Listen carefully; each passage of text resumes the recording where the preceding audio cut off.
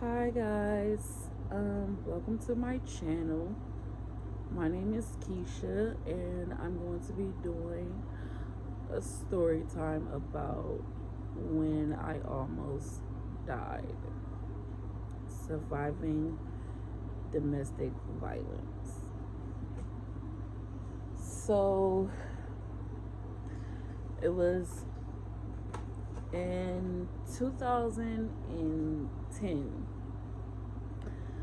I was with my child's father for 5 years, and he used to hit me. He would black my eye, bust my lip, call me names if I didn't do certain things that he wanted me to do. And he would just get mad and just lash out. I would always go back to him because it didn't start like in the beginning. It didn't start until I knew for a fact that I was pregnant with our son.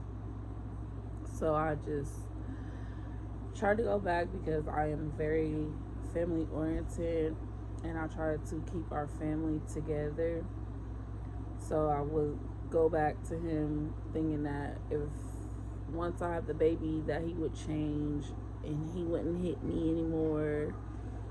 And I kept going back, and one day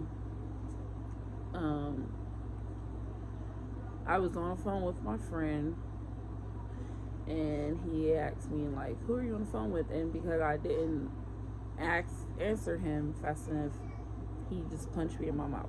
My lips started bleeding.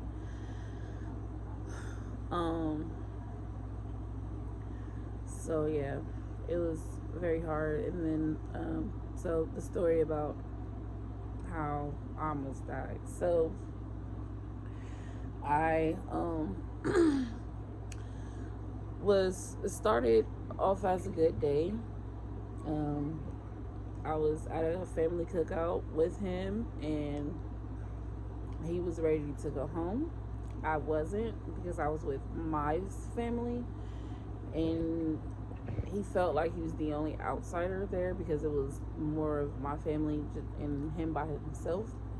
And he was ready to go, but I wasn't. So he left me by myself at the cookout. And he went to the house that we both shared. And I got home after the cookout was over. I got home and excuse me, I got home and he was there with another guy, and he was just letting the guy touch my butt and talk to me very provocative. And I didn't know this guy at all, like never seen him before or anything. So I was confused that, like, where'd you come from? Who are you? Why are you even in my house? And I come to find out later on that he ended up meeting the guy the same day at the store and brought him home and was telling him about me, I guess. He was so mad at me that I stayed at the cookout that he basically was trying to hook me up with someone else. And he's telling the guy, like, yeah, I got a hoe for you and all this stuff. So so I ended up going home and the guy was there. So they ended up going outside, and we're all sitting outside, and the guy just was like touching on my butt, and I just felt so uncomfortable because I noticed that him being the father of my child, also my boyfriend, also we lived together, we were in a relationship, I thought. So I didn't feel comfortable that he wasn't even saying anything to the guy, and he was doing it in his face. So I was just like, you know what, let me exit from this situation. I go in my house and I turn around. He brought the guy in my house, and the guy was talking to me and telling me like, if you don't want another baby, since you have a child here, I got condoms we can use. And my baby dad was just basically giving him, because we had a 2-bedroom, so he was giving him a room, like, yeah, y'all can go in this room right here, the door locked, I'll watch the baby while y'all do y'all's thing. And so I just kept saying like, no, I don't want to, and all this stuff. So he got up and he punched me in my mouth, and he punched me so hard he busted like down here on the inside of my mouth. He busted that, like, from the outside. He busted the inside of my lip. That's how hard he punched me. And so I was so scared. I thought the dude was gonna like save me, and he didn't. He was just like, yeah, your girl's not on it, and y'all acting crazy, I'm leaving. And he really left me there by myself. And I was with my 10-year-old, who he's 10 now, but he was 9 months at the time. And he left me and him there by ourselves and really left. And once he left, I went in a room with my son, and I was just crying, and I was trying to get my son together.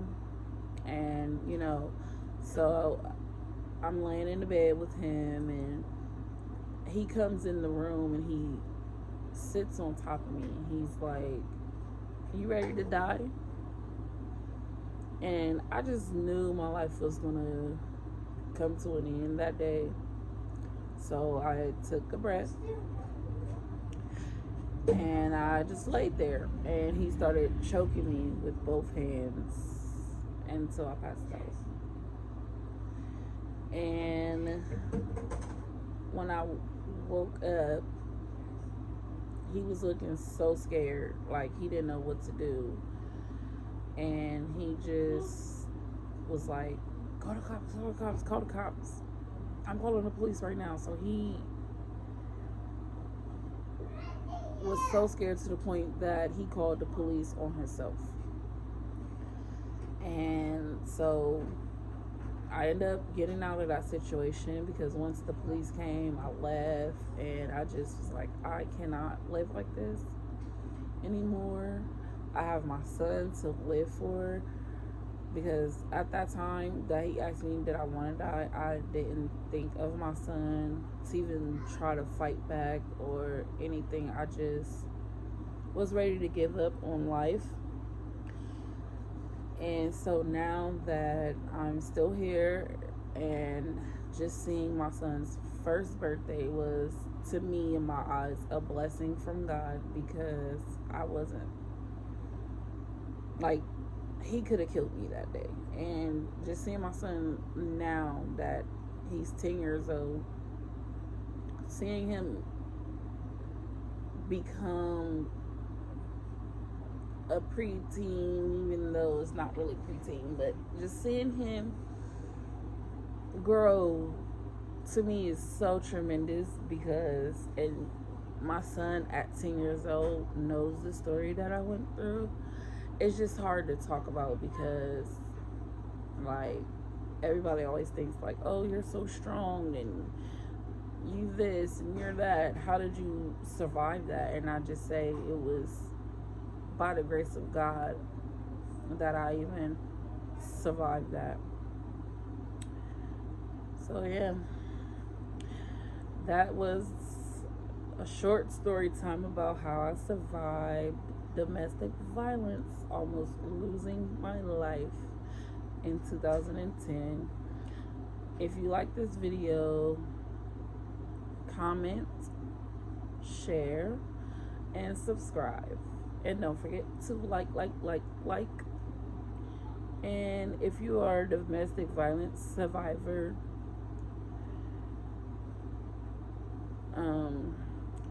tell your story. And if you're in the situation, get out while you can before it's too late. That's all I have to say. So until the next video, get this video to 5 likes and I will do another story time. Bye guys.